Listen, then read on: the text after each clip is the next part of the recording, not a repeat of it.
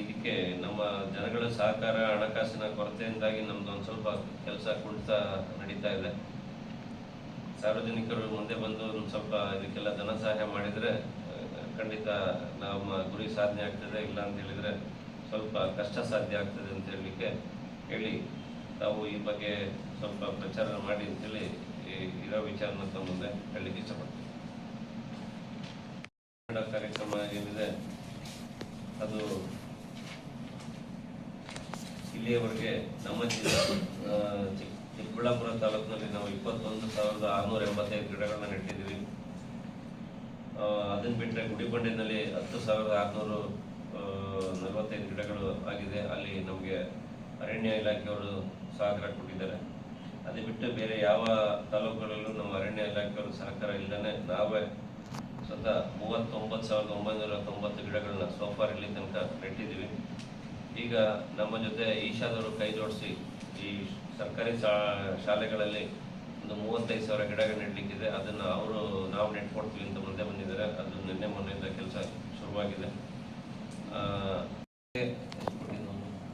ಕನಿಷ್ಠ ಒಂದು 50 ಪ್ರಶಂಸನಾ ಪತ್ರಗಳನ್ನ ನೀಡಿದ್ವಿ ನಮ್ಮ DLSA ಕಡೆಯಿಂದ. ನಾನು ಮತ್ತು ನಮ್ಮ ಮೇಡಮ್ ಅವರಿಬ್ಬರು ಸೈನ್ ಮಾಡಿ ಯಾರು ನಮ್ಮ ಕಾರ್ಯಕ್ರಮದಲ್ಲಿ ಶಾಲೆಯಿಂದ ಮಕ್ಕಳನ್ನ ಕಳಿಸ್ಕೊಟ್ಟಿದ್ರು ಮತ್ತು ಬೇರೆ ಬೇರೆ ರೀತಿಯಲ್ಲಿ ನಮಗೆ ಸಹಾಯ ಮಾಡಿದ್ರು ಅವರಿಗೆಲ್ಲ ಅಭಿನಂದನಾ ಪತ್ರಗಳು ಕೊಟ್ಟಿದ್ವಿ. ನಮಗೆ ಹೇಳಬೇಕಂದ್ರೆ ಕಳೆದ ಈ ತಿಂಗಳ 13ನೇ ತಾರೀಕು ನಾವೇನು ಮುದ್ದೇನಹಳ್ಳಿನಲ್ಲಿ ಕಾರ್ಯ ಮಾಡಿದ್ವಿ, ಫಂಕ್ಷನ್ ಮಾಡಿದ್ವಿ. ಅವತ್ತಿನ ದಿನ ನಾವೆಲ್ಲ ಶಾಲೆಗಳಿಗೆ, ಕಾಲೇಜುಗಳಿಗೆ, ಅಂಗನವಾಡಿ ಆಶಾ ಕಾರ್ಯಕರ್ತರಿಗೆ ಕರೆ ಕೊಟ್ಟಿದ್ವಿ. ನೀವು ಅವತ್ತಿನ ದಿನ ಗಿಡಗಳನ್ನ ನೆಟ್ಟು ನಿಮ್ಮ ಒಂದು ವಿಡಿಯೋ ಫೋಟೋನ ಲೈವ್ಗೆ ನಾವು ಚಾನಲ್ ಲಿಂಕ್ ಕೊಟ್ಟು ಹೋಗ್ತೀವಿ, ಅದಕ್ಕೆ ಅಪ್ಲೋಡ್ ಮಾಡಿ ಅಂತ. ಅವತ್ತಿನ ದಿನ 13,500 ಗಿಡಗಳನ್ನ ನೆಟ್ಟಿದ್ದಾರೆ. ಅವ್ರಿಗೆಲ್ಲರಿಗೂ ನಾವು ಪ್ರಶಂಸನಾ ಪತ್ರ ಕೊಟ್ಟಿದ್ವಿ. ಅದರಲ್ಲಿ ಹೈಯೆಸ್ಟ್ ಗಿಡಗಳನ್ನ ನೆಟ್ಟಿರೋದು ನಮ್ಮ ಶಾಲೆಗಳಿಂದ 8,000 ಚಿಲ್ಲರೆ ನೆಟ್ಟಿದ್ದು. ಅದಕ್ಕೆ ನಾವು DDP ಅವರಿಗೆ ಯಾರು ಅದರಲ್ಲಿ ಒಂದು 2-3 ಜನ ಇದ್ದಾರೆ, DDP ರೂರಲ್ ಬೇರೆ, ಸಿಟಿಗೆ ಬೇರೆ ಅಂತ ಎಲ್ಲರಿಗೂ ಪ್ರತಿಯೊಬ್ಬರಿಗೂ, ಇವನ್ ಇನ್ಕ್ಲೂಡಿಂಗ್ ಮೆಡಿಕಲ್ ಕಾಲೇಜಲ್ಲಿ ಒಂದು 300 ಗಿಡ ನೆಟ್ಟಿರೋದು. ಎಲ್ಲರಿಗೂ ಯಾರೆಲ್ಲ ಅವ್ರು ನಾವು ಫೋಟೋಗಳ ಪ್ರಕಾರ ನಮ್ಗೆ ಅಂಕಿಅಂಶ ಸಿಕ್ಕಿದೆ ಅಂಥವ್ರಿಗೆಲ್ಲ ನಾವು ಪ್ರಶಂಸನಾ ಪತ್ರಗಳನ್ನ ನೀಡಿದ್ದೀವಿ. ಕ್ಯಾಂಪಸ್ನಲ್ಲಿ ಒಂದು 5,000 ಗಿಡ. ಯಾವ ಕ್ಯಾಂಪಸ್ಸಲ್ಲಿ? KV ಕ್ಯಾಂಪಸ್ಸಲ್ಲಿ ಅವರು ನಮ್ಗೊಂದು 2.5 ಎಕರೆ ಜಾಗ ಕೊಟ್ಟಿದ್ರು. ಆ ಜಾಗದಲ್ಲಿ ನಮ್ಮ ದರೆಯವರು ಮತ್ತು ನಮ್ಮ ಕಡೆಯಿಂದ ಒಂದು 8,000 ಗಿಡಗಳನ್ನ ನೆಟ್ಟಿದ್ದೀವಿ ಇಲ್ಲಿ. ಈಗ ಅದು ಅವರೇ ಪ್ರಕಾರ, ದರೆಯವರ ಪ್ರಕಾರ ಒಂದು ಗಿಡನ ಅವರು ಎಲ್ಲಿಂದ ಪ್ರೈವೇಟಿಂದ ತಂದು ಅದಕ್ಕೆ ಗುಂಡಿ ಹೊಡೆದು ಮೆನ್ಯೂರ್ ಹಾಕಿ ನೆಡುವಷ್ಟರಲ್ಲಿ ಒಂದು ಗಿಡಕ್ಕೆ ಸರಿಸುಮಾರು 170ರಿಂದ 200 ರೂಪಾಯಿ ಖರ್ಚು ಬರ್ತದೆ. ಅಷ್ಟೇ ಖರ್ಚು ಬೇಕು ಅಂತ ಹೇಳ್ತಿದ್ದಾರೆ. ನಮಗೆ ಅರಣ್ಯ ಇಲಾಖೆಯವರು ಅಟ್ಲೀಸ್ಟ್ ಗಿಡ ಕೊಡೋದ ಅದು ನಮ್ಮ ಜೊತೆ ಕೈ ಜೋಡಿಸಿದ್ರೆ ಏನಾದ್ರು ಒಂದು ಆಗ್ತದೆ. ನೋಡೋಣ, ಅವ್ರು ಯಾಕೆ ಮನ್ಸು ಮಾಡ್ಕಲ್ಲ. ಈಗ ರಾಜ್ಯ ಮಟ್ಟದಲ್ಲಿ ಕೆಲಸದವರು ಮೀಟಿಂಗ್ ಮಾಡ್ತೀವಿ ಅಂತ ಹೇಳಿದ್ದಾರೆ. ಮುಂದಿನ ದಿನಗಳಲ್ಲಿ ಆಗುತ್ತೆ ಸರ್. ಅವ್ರದ್ದುಗೆ ಏನು ಅಗ್ರಿಮೆಂಟ್ ಆಗಿದೆ, ಹಣಕಾಸನ್ನ ನಾವ್ಯಾರು ಕೊಡೋದಿಲ್ಲ. ಅವ್ರದ್ದು ಕಾರ್ಪೊರೇಟ್ ಫಂಡಲ್ಲಿ ರೈಸ್ ಮಾಡ್ಕೋಬೇಕು ಅಂತಿದೆ. ಅವ್ರಿಗಿನ್ನು ಅವರ ನಿರೀಕ್ಷೆಗೆ ತಕ್ಕಂತೆ ದುಡ್ಡು ಬಂದಿಲ್ಲ. ಈಗ ಅವರು ಹೇಳ್ತಿದ್ದಾರೆ ನಾವು ಕೈಯಿಂದ ಹಾಕಿ ಒಂದು 38 ಲಕ್ಷ ಖರ್ಚು ಮಾಡಿದ್ವಿ, ನಮಗೆ ಫಂಡ್ ಬಂದರೆ ಶುರು ಮಾಡೋಣ ಅಂತ. ಹಾಗಾಗಿ ಈಗ ನಾವೆಲ್ಲ ನಮ್ಮ ಆಫೀಸರ್ಸು, ಸ್ಟಾಫು ನಾವೆಲ್ಲ ಇನ್ನು ದುಡ್ಡು ನಮಗೆ ನಮ್ಮ ಸಾಹೇಬ್ರು ಹೇಳಿದ್ರು ತಾವೆಲ್ಲ ಒಂದಷ್ಟು ಗಿಡಗಳನ್ನ ಕಾಣಿಕೆ ಕೊಡಿ ಅಂತ. ಆ ಪ್ರಕಾರ ನಾವುಗಳೆಲ್ಲ ಒಂದಷ್ಟು ಡೊನೇಷನ್ ರೈಸ್ ಮಾಡಿ ಕೆಲಸ ಮಾಡ್ತಾ ಇದ್ದೀವಿ. ಅರಣ್ಯ ಇಲಾಖೆಯಿಂದ ಗಿಡ ಕೊಡೋದು ಸರ್ಕಾರದ ಮಟ್ಟದಲ್ಲಿ ಈಗ ಮಾತುಕತೆ ನಡೀತಾ ಇದೆ ಅಂತ ಹೇಳಿ ಕೆಲಸ ದೊರೆತಿದೆ. ಅವ್ರು ಈ ವರ್ಷ ನೀವು ಇವಾಗ ಬಂದಿದ್ದೀರಾ, ಗಿಡ ಕೊಡ್ಲಿಕ್ಕೆ ಆಗಲ್ಲ, ಮುಂದಿನ ವರ್ಷದಿಂದ ಬೇಕಾದ್ರೆ ಸಪ್ರೇಟಾಗಿ ಬೆಳ್ಕೊಡ್ತೀವಿ, ಇಲ್ಲ ದುಡ್ಡು ಕೊಡ್ಕೊಳ್ಳಿ ಅಂತ ಹೇಳ್ತಾ ಇದ್ದಾರೆ. ಸೊ ಹಾಗಾಗಿ ಅದು ಒಂದು ಮಾತುಕತೆ ಅಂತ ನಿಂತಿದೆ. ಇಲ್ಲಿವರೆಗೆ ನಮಗೆ ಅರಣ್ಯ ಇಲಾಖೆಯಿಂದ ಬಂದಿರೋದು ಬರೀ ಕೇವಲ 400 ಗಿಡಗಳು ಅಷ್ಟೇ. 400 ಗಿಡಗಳನ್ನ ನಾವು ಜಿಲ್ಲಾ ಕೇಂದ್ರ ನಮ್ಮ ಕಾರಾಗೃಹ ಇದೆಯಲ್ಲ ಅಲ್ಲಿ ನೆಟ್ಟಿದ್ದೀವಿ. ಉಳಿಕೆ ಗಿಡಗಳೆಲ್ಲ ದರೆಯವರೇ ಹೋಗ್ತಿರೋದು. ಪರಿಸರಕ್ಕಾಗಿ ಸರ್ಕಾರನೇ ಆದಷ್ಟು ಮಾಡಬೇಕಾಗಿರುವಂಥದ್ದು ಕರ್ತವ್ಯ, ಸರ್ಕಾರದ ಕರ್ತವ್ಯಗಳು. ಅದು ನಿಜ, ಬಟ್ ಆ ರೀತಿ ನಮಗೆ ಸಹಕಾರ ಸಿಗ್ತಾ ಇಲ್ಲ. ನಿಜ ಸರ್, ಅರಣ್ಯ ಇಲಾಖೆ ಅವ್ರು ಬೆಳೆಸಕ್ಕಿಂತ ಕಡಿಯೋದು ಜಾಸ್ತಿ ಆಗಿಬಿಟ್ಟಿದೆ. ಪರಿಸರ ಕಾಳಜಿ ಬಗ್ಗೆ ಫೆಬ್ರವರಿಯಿಂದನೂ ಮಾತಾಡ್ತಾ ಇದ್ದೀವಿ. ಪ್ರತಿದಿನ ನೀವು ಎಷ್ಟು ಪ್ರೆಸ್ ಮೀಟ್ ಮಾಡಿದ್ದೀವಿ, ನೀವೆಲ್ಲ ಪೇಪರ್ ಬರೀತಾ ಇದ್ದೀರಾ. ನಾವೆಲ್ಲ ಕಡೆ ರಜಾ ದಿನಗಳಲ್ಲೂ ನಾವು ಈ ಕಾರ್ಯಕ್ರಮಗಳನ್ನ ಮಾಡ್ತಾ ಇದ್ದೀವಿ. ಪ್ರತಿ ಪೇಪರ್ನೆಲ್ಲ ಆಗ್ತಾ ಇದ್ದೀರ. ಇದು ಅವೇರ್ನೆಸ್ ಸಾಲಲ್ಲ ಅಂತೀರ. ಹಾಗಾದ್ರೆ ನೀವು ಅವೇರ್ನೆಸ್ ಕ್ರಿಯೇಟ್ ಮಾಡ್ಬೇಕಂದ್ರೆ ಮನೆ ಬಾಗಿಲು ಬಿಡಬೇಕು. ಇದು ನಾಗರಿಕ ಪ್ರಜ್ಞೆ ಅನ್ನೋದು ನಮ್ಮಲ್ಲಿ ಬೆಳಿಬೇಕು.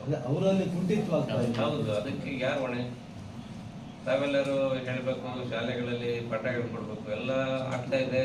ಬಟ್ ಎಲ್ಲರೂ ಒಳ್ಳೆಯವರೇ, ಬಟ್ ಸಾಮೂಹಿಕವಾಗಿ ಎಲ್ಲರೂ ಕೆಟ್ಟವ್ರೆ. ನಮ್ಗೆ ಎಷ್ಟಿದೆಯೋ ನಮ್ದು ಎಲ್ಲ ನಾವು ಸ್ವಾರ್ಥಿಗಳಾಗ್ತಾ ಇದೀವಿ.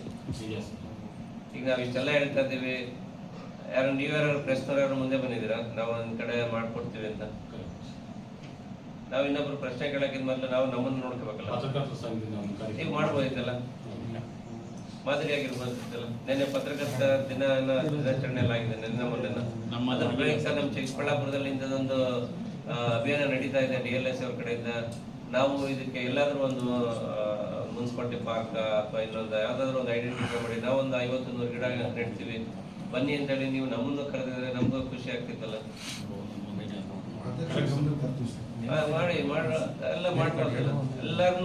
ಎಲ್ಲರೂ ಪಾಲ್ಗೊಳ್ಳುವಿಕೆಗೋಸ್ಕರ ನಾವು ಇಷ್ಟೊಂದು ಮೀಟಿಂಗ್ಗಳನ್ನ ಆನರಬಲ್ ADM ಯಾರು ಈ ಕೆಲಸ ಮಾಡಿಲ್ಲ ಇದುವರೆಗೆ. ನಾವು ಚಿಕ್ಕಬಳ್ಳಾಪುರ ತಾವೆಲ್ಲ ನೋಡಿದಿರ ಈ ಜಿಲ್ಲಾ ನ್ಯಾಯಾಂಗ ಇತಿಹಾಸದಲ್ಲಿ.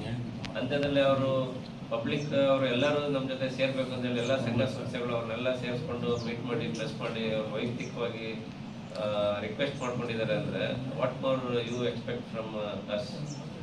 ಈಗ ನಿಮ್ಮ ಪ್ರಕಾರ ನಾವು ಮನೆ ಬರ್ಲಿಕ್ಕೆ ಬಂದು ವಸೂಲಾತಿ ಮಾಡ್ಲಿಕ್ಕೆ ಅಥವಾ ಎಲ್ಲಿ ಗಿಡ ನೆಟ್ಟಿದ್ದೀವಿ ಕೋರ್ಸಿಂದ ಕೇಳಲಿಕ್ಕೆ ಎಲ್ಲ ನಮ್ಮ ಸಾಮಾಜಿಕ ಜವಾಬ್ದಾರಿಗಳು. ಈ ಜವಾಬ್ದಾರಿಗಳನ್ನ ನಾವು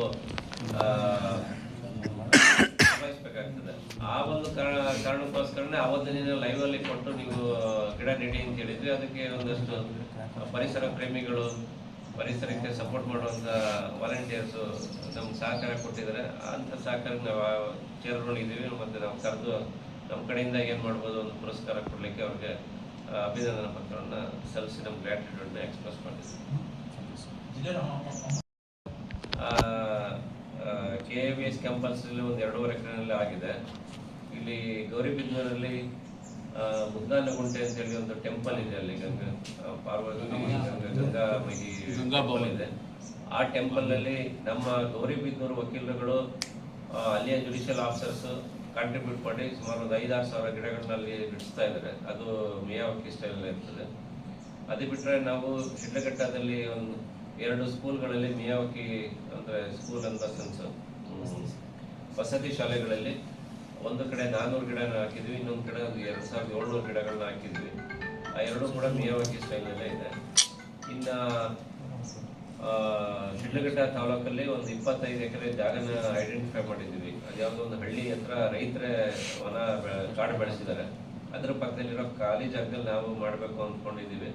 ಅದಕ್ಕೆ ಒಂದು ಸ್ವಲ್ಪ ಹಣಕಾಸು ಮುಕ್ಕಟ್ಟಿರೋದ್ರಿಂದ ಸ್ವಲ್ಪ ನಿಧಾನ ಆಗ್ತಾ ಇದೆ. ಅದ್ರ ಜೊತೆಗೆ ಈ ವರ್ಷ ಮಳೆಗಾಲ ಬಹಳ ನಿರಾಶಾದಾಯಕವಾಗಿರೋದ್ರಿಂದ ಗಿಡ ನೆಟ್ಟರೆ ಪೋಷಣೆ ಮಾಡೋದು ಕಷ್ಟ ಅಂತ ಹೇಳಿ ಅದು ಒಂದು ಕಾರಣ ಆಗಿ ಒಂದು ಸ್ವಲ್ಪ ನಾವು ನಿಧಾನ ಮಾಡ್ತಾ ಇದ್ದೀವಿ. ಇಷ್ಟೆಲ್ಲ ಕಷ್ಟಪಟ್ಟು ಗಿಡ ನೆಟ್ಟು ನೀರಿಲ್ಲ ಅಂತ ಹೇಳಿದ್ರೆ ಮಳೆ ಇಲ್ಲ ಅಂದ್ರೆ ನೀರೆಲ್ಲ ಸಪ್ಲೈ ಮಾಡ್ಲಿಕ್ಕೆ ಕಷ್ಟ ಆಗ್ತದೆ. ಆ ಕಾರಣದಿಂದ ಒಂದು ಸ್ವಲ್ಪ ಅದು ಒಂದು ಕಾರಣ ಆಗಿ ಸ್ವಲ್ಪ ನಮ್ಮ ಕಾರ್ಯ ಕ್ರಮಗಳು ನಿಧಾನ ಆಗ್ತದೆ. ಜೂನ್ ತಿಂಗಳಿನಲ್ಲಿ 34% ಮಳೆ ಕಡಿಮೆ ಆಗಿದೆ. ಅದು ನಮ್ಮ ಕೈಲಿ ಇಲ್ಲ ಅಲ್ಲ ಸರ್. 39,990 ಆಲ್ಮೋಸ್ಟ್ 40